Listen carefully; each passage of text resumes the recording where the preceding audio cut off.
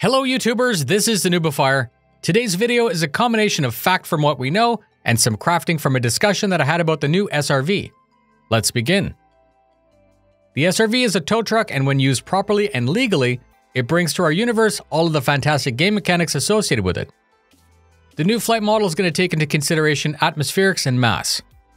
If you're parked on a planet with 1G and you load up more mass than your thrusters can lift, you simply won't get off the ground. And the reverse scenario is also true.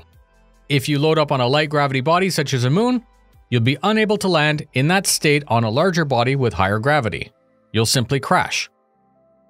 My example doesn't take into consideration wings and lifting bodies, but I think you get the point. Coming in too hot or too heavy will require more force than you have at your disposal. Let's consider the opposite. You plan to take off of a planet and land on a moon or even unload at a space station. This is where I feel the SRV has some interesting gameplay. You overload the ship on purpose and it's basically stuck, so you call a tow truck.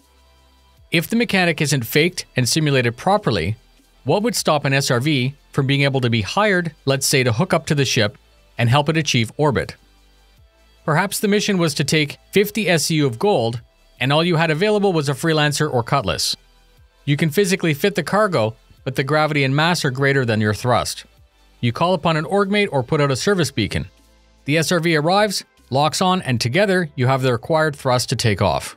Once free of the planet, the SRV releases and you carry on the rest of your mission, owing payment to the tow.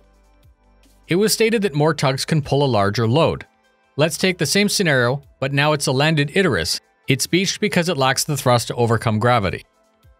You call up a team of SRVs and collectively, they free the ship and get it underway.